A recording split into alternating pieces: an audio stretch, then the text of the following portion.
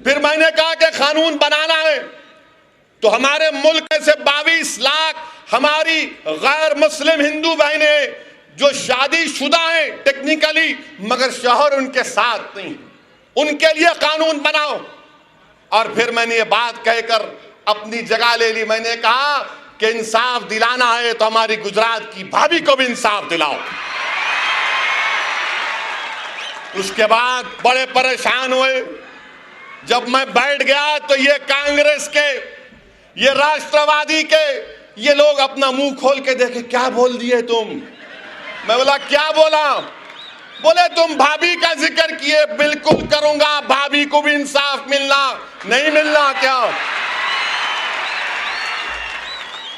बोले तुम कैसा बोल सकते? मैं बोला हम बोल सकते। तुम्हारे मुंह में जबान नहीं है, हमारे मुंह में जबान भी है, हमारे सीने में दिल भी है, हमारे जिस्म में जिगर भी है और हम में हिम्मत भी है। और जब तक जिंदा रहेंगे याद रखो, बोलते रहेंगे, बोलते रहेंगे, बोलते रहेंगे, लड़ते रहेंगे, हक को मांगते रहेंगे। हिंदुस्तान के दस्तूर ने हमको हक दिया है कि अपना हक मांगो। और याद रखो मुसलमानों, भीख मांगने से हक नहीं मिलता, छीनने से हक मिलता है, और ये तारीख गवाह है। तो सऊदी अरब में चोरी करे तो हाथ काट देते, यहां पर क्या है, चोरी करके 10,000 करोड़ खा के 11,000 करोड़ की डकार लेके लंदन भाग जाते पूरे। और मोदी साहब को वहां कानून याद नहीं आता। अंग्रेज लंदन से आकर हिंदुस्तान पर हुकूमत किए, हमको गुलाम बनाए।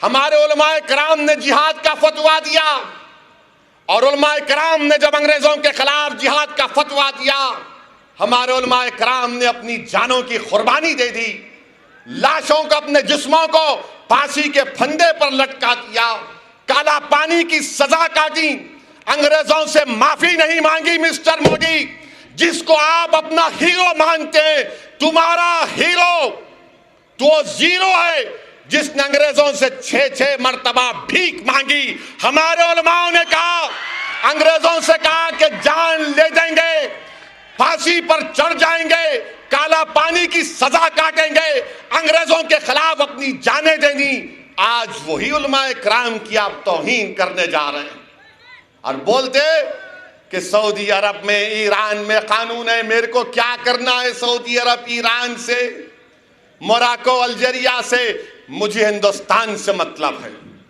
ये मेरा वतन है, ये वतन अजीज की मिट्टी, इसी में पैदा हुआ और इसी मिट्टी के अंदर इंशाअल्लाह ताला 100 दिन ओवैसी जाएगा।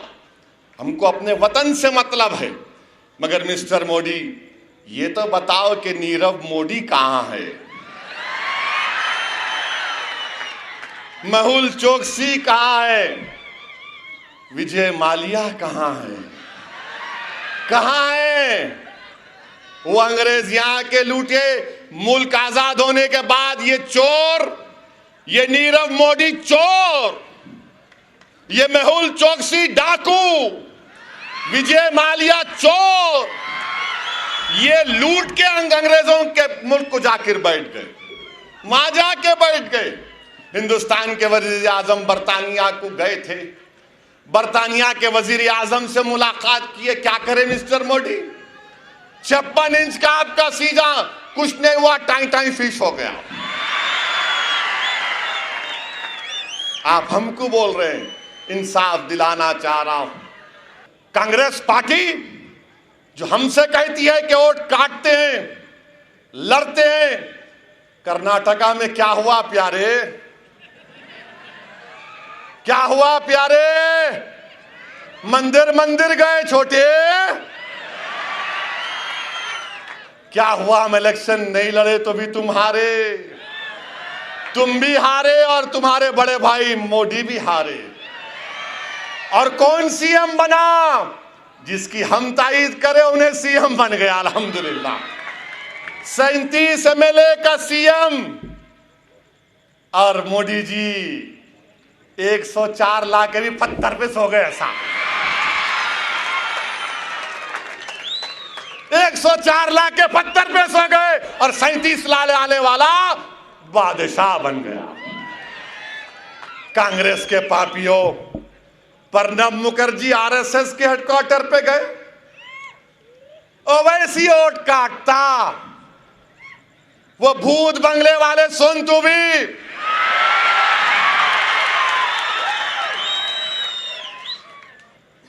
अब तक नहीं समझा, इन्हें थोड़ा भूत उतार दिया था मैं। आयतल कुर्सी पढ़ के हमारे उलमा फूके फू तो 9 आ गए। बहरहाल प्रणब मुखर्जी आरएसएस के दफ्तर पर जाके बोले हेगडेवर बहुत अच्छा इंसान। हेगडेवर ने कहा था मुसलमान सांप है, और प्रणब मुखर्जी की तकरीर पर कांग्रेस वाले बोले क्या इल्मी तकरीर किए, अंग्रेजी का लफ्ज सेगेशियस इस्तेमाल किए, और फिर राहुल गांधी इफ्तार की दावत दिए। मुसलमान रोजा रहता है, मुसलमान को बुला के बोले रोजा खोलो, और अपने बाजू किसको बिठाए, जिसने आरएसएस के दफ्तर पर गया था उसको बाजू बिठाकर अपना बगल बच्चा बनाकर सेकुलरिज्म का दर्ज देते हैं। मेरे भाई, इसके खिलाफ मैं हूं। यह कांग्रेस की मुनाफिकत है कि आरएसएस के दफ्तर पर कोई जाएगा तो तुम्हारी इफ्तार की दावत नहीं आएगा। अगर ओवैसी महाराष्ट्र में इलेक्शन लड़ता है, इम्तियाज जलील औरंगाबाद के गरीब मजलूम लोगों की मदद के लिए आता है, रात के अंधेरे में घर जल रहा है, इम्तियाज जलील वहां पर, दुकान जल रही, गफ्फार कादरी वहां पर, मेरे कारपोरेटर वहां पर, तो हमको फिरका परस्त, हम फिरका परस्त और तुम सेकुलर। अरे कांग्रेसियों, तुम्हारी मुनाफिकत का चेहरा दुनिया के सामने प्रणब मुखर्जी के आरएसएस के दफ्तर को जाने से आया हो गया, और फिर तुम्हारे सदर के बाजू इफ्तार की दावत में बैठकर खजूर खाने से भी वाज़ेह हो गया। तो मेरे भाई, ये इनके असली चेहरे हैं। अच्छा, एक बात अगर नहीं कहा तो मेरे तकलीफ होंगी, रात में नींद नहीं आएंगी। हमारे वजीर आजम वीडियो बनाए, एक सेहत बनाओ,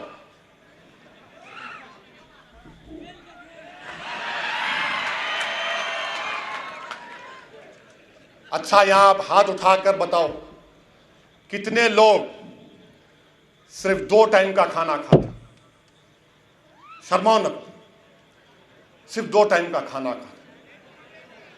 अच्छा, कितने लोग 1 टाइम का खाना खाते? शर्माओ नहीं। मेरे भाई, हिंदुस्तान में गरीब मुसलमान, दलित और किसान 1 टाइम का खाना खाकर सोता वजीर आजम, पत्थर पर सोता मिस्टर मोदी। आप वजीर आजम बनकर, खाना खाकर पत्थर पर एक्सरसाइज कर रहे हैं, और हिंदुस्तान का गरीब भूखा रहकर पत्थर पर सो रहा है। किसान अपनी फसल को नहीं उगा सक रहा, खुदकुशी कर रहा। ये हमारी जमहूरियत हो चुकी है मेरे भाई। और भीमा कोरेगांव में जो लोगों को पकड़ा गया, कल अगर कोर्ट में कहा जाएगा कि वो खत डुप्लीकेट था तो क्या होगा?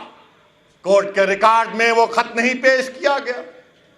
इलेक्ट्रॉनिक एविडेंस का कानून ये है कि पहले उसको एफएसएल को भिजाना, एग्जामिन करना, रिपोर्ट को कोर्ट में शामिल करना, या पहले से लीक कर दी। मेरे भाई, बहरहाल आपकी जमात मंजलिस से वाबस्ता रहिए, मजबूत रहिए, इख्तलाफात को ख़त्म करो। जमात असदुद्दीन ओवैसी और निज़ाम से बड़ी है, जमात शख्सियतों से बड़ी है। मैं आपसे अपील कर रहा हूँ, इसको और मजबूत करिए, इसको और मुस्तहकम कीजिए। यह आपकी आवाज़ है। आपका शुक्रिया कि आपने जमात का साथ दिया, वोट दिया, और हम जारी और सारी रहेंगे। बहुत बहुत शुक्रिया। वाखिर दावाना अल्हम्दुलिल्लाह रब्बिल आलमीन।